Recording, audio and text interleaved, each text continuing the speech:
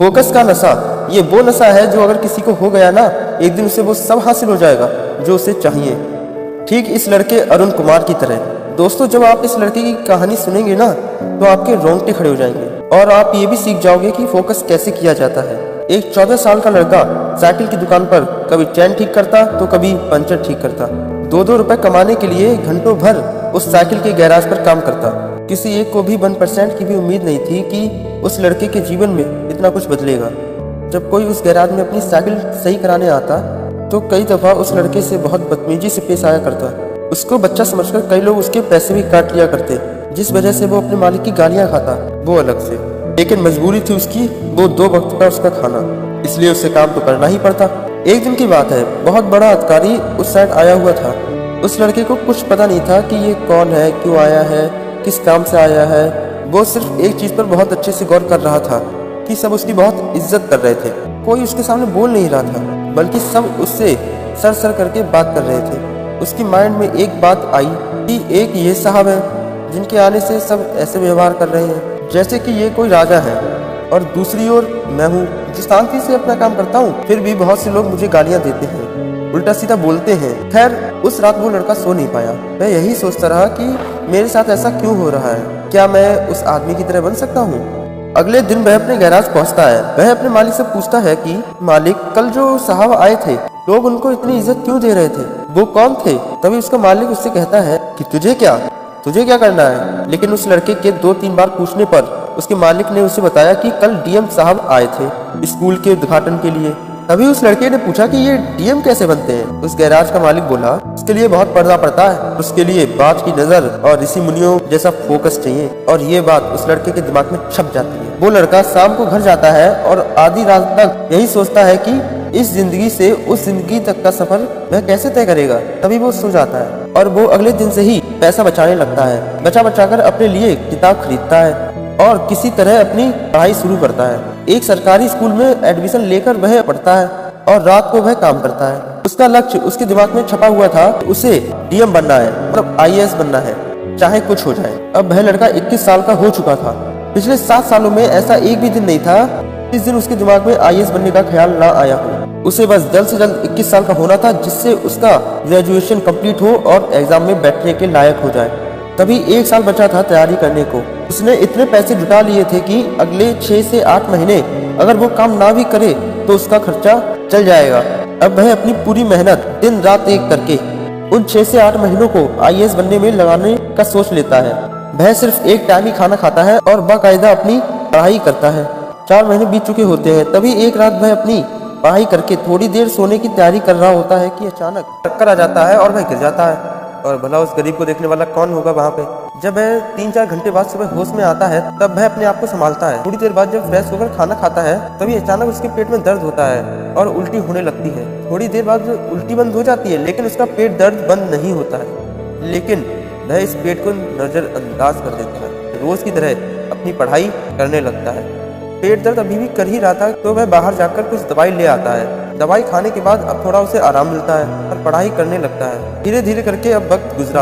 अब तो सिर्फ 1 महीना ही रह गया था एग्जाम को, जिसका इंतजार इस लड़के को पिछले 7 साल से था। तभी अचानक एक दिन फिर से इस लड़के के पेट में दर्द होता है और इस बार इस लड़के के पेट में दर्द ऐसा हुआ कि वह इसे सह नहीं पा रहा था। तभी इसे डॉक्टर के पास मजबूरन जाना पड़ता है और वह डॉक्टर के पास जाता है। चेकअप के बाद से पता चल जाता है कि उसे किडनी स्टोन है, उसके पेट में पथरी है। यह सुनकर उसे झटका लगता है। डॉक्टर ने कहा ऑपरेशन करा लो या दवाई लो जो शायद ये गल जाए, मगर ये दर्द बहुत देगा अगर ऑपरेशन नहीं कराया तो। वह मन ही मन सोचने लगा कि अब ऑपरेशन का खर्चा कहाँ से लाऊं। कुछ पैसे बचे हैं, अगर वो इसमें लगा दिए तो अगले 1 महीने खाऊंगा क्या। तभी वह अपने घर लौट रहा होता है और मन ही मन यह प्रार्थना भी करता है कि कम से कम 1 महीने तक उसे कोई दिक्कत ना हो, ताकि वो अपनी पढ़ाई सही से कर सके। लेकिन भगवान ने उसके लिए तो कुछ अलग ही सोच रखा था। अब उसके साथ वही दिक्कत हो रही थी। रोज तो नहीं, लेकिन 1-2 दिन में उसे दर्द होता ही था। लेकिन ये दर्द उसे तब ज्यादा होता था जब वह कुछ खाता था। अब जाहिर सी बात है, वह खाना तो छोड़ नहीं सकता, लेकिन वो फिर भी पढ़ता रहा और पढ़ाई के साथ साथ दर्द को सहता रहा। 7 दिन में उसकी परीक्षा थी और आखिरकार उसने अपनी सारी पढ़ाई कर ही ली थी। अब वक्त आ ही गया था उसे अपनी जिंदगी की सबसे बड़ी परीक्षा देने का। आखिरी दिनों में तो उसे मकान मालिक ने भी घर से बाहर निकाल दिया था, क्योंकि उसे घर का किराया नहीं दिया जा रहा था। अब क्या करे बेचारा, सारे पैसे तो खर्च हो गए। और इस बीच वह अपने दोस्त के घर रहता है और अचानक एग्जाम से एक दिन पहले लाइट चली जाती है। अब कल उसे परीक्षा में बैठना है। अब वह आज बिना पढ़े सो गया। हो सकता है उसके इतनी साल की मेहनत पर यह अकेला दिन भारी पड़ जाए, इसलिए वो उस रात सड़क के बीचों बीच स्ट्रीट लाइट की रोशनी में पड़ता है। गाड़ियां एक के बाद एक गुजर रही थी, लेकिन उसका फोकस सिर्फ और सिर्फ उसकी किताब पर ही था। नींद आ गई तो वो फुटपाथ पर ही सो गया। अगले दिन वह अपने दोस्त के घर गया और फ्रेश होकर अपने एग्जामिनेशन सेंटर पहुंचा। वहां स्टूडेंट की भीड़ देखकर उसे थोड़ी घबराहट महसूस हुई, लेकिन फाइनली वह घड़ी आई गई जिसका उसे सालों से इंतजार था। वो एग्जाम में बैठा, प्रीलिम्स उसका निकल चुका था और वो मेंस के पहले पेपर में बैठा था। पहला पेपर उसका बहुत अच्छा गया। उसे आज क्वेश्चन पेपर देखकर डर नहीं लग रहा था दूसरे कैंडिडेट्स की तरह, बल्कि आज उसे तो बहुत अच्छा लग रहा था। आज बड़े आराम से वह अपना पहला पेपर खत्म कर लेता है और शाम को बड़े आराम से बैठकर वह यही सोच रहा होता है, जिस तरह उसका पहला पेपर गया उसी तरह उसका आगे का भी पेपर जाना चाहिए और उसे स्टोन की दिक्कत है उससे उसे कुछ दिन के लिए राहत मिल जाए। एटलीस्ट एग्जाम तक उसके सभी पेपर बहुत अच्छे जाने लगते हैं। बस एक लास्ट पेपर रह गया और उस लास्ट पेपर तक उसकी सारी तैयारी हो चुकी होती है और वो खुद को इस साल IAS बनते देख रहा था। लेकिन तभी सुबह सुबह जब वह उठता है तब उसके पेट में हल्का दर्द होने लगता है। तभी वह अपनी दवाई खाता है, गुना पानी भी पीता है, लेकिन उसे इससे राहत नहीं मिलती। किसी भी तरह वह अपने एग्जाम सेंटर पहुंचता है तब दर्द बढ़ चुका होता है। जैसे तैसे करके वह एग्जाम देता है। एग्जाम दे ही रहा होता है तभी उसका दर्द इतना ज्यादा बढ़ गया कि अब उससे सीधा बैठा तक नहीं जा रहा था। इन्विजिलेटर भी आकर उससे पूछता है कि क्या कोई दिक्कत है, और है तो वो बाहर जा सकता है, लेकिन वह लड़का मना कर देता है। उसका 1% ध्यान दर्द पर था और बाकी 99% एग्जाम पर। पूरी शिद्दत के साथ वह लड़का एग्जाम खत्म करता है और वहां से सीधा हॉस्पिटल जाकर अपना इलाज कराता है। लगभग 2.5 महीने बाद फाइनली यूपीएससी अपने एक्सपीरियंस से रिजल्ट रिलीज करती है। तो इस साल दूसरे एक्सपीरियंस की तरह एक बार भी रिजल्ट देखते हुए वक्त उसको किसी तरह की घबराहट नहीं होती है, क्योंकि उसे पता था संघर्ष और तकलीफ के पद के ऊपर पैर रखकर वो परीक्षा देने गया।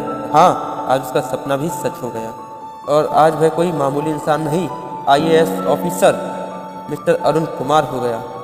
उसे इंटरव्यू के लिए बुलाया जाता है। जब इंटरव्यूअर्स को उसकी कहानी का पता चलता है तो वो भी हैरान हो जाते हैं। बाकायदा किसी इंसान का फोकस इतना तगड़ा कैसे हो सकता है। उस बंदे को यूथ क्लब की तरफ से इंटरनेशनल फर्स्ट में बुलाया जाता है, जहां वो कहता है दर्द हो, तकलीफ हो या मौत आ जाए, फिर भी तुम्हारा ध्यान तुम्हारी मंजिल से ना हटे तो ब्रह्मांड खुद तुम्हें जिताता है। मैंने अपने संघर्ष के दिनों में कभी संघर्ष पर ध्यान ही नहीं दिया। मेरा ध्यान सिर्फ एक चीज पर होता था और वो थी मेरी किताबें। फोकस का नशा था मेरे अंदर। किताबों के पन्नों से कभी ध्यान हटा ही नहीं।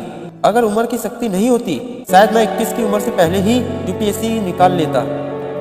दोस्तों, इस पूरी कहानी में अगर देखो उस लड़के का फोकस जो इतना तगड़ा था कि उसकी पथरी का पेन भी उसका फोकस नहीं तोड़ पाया।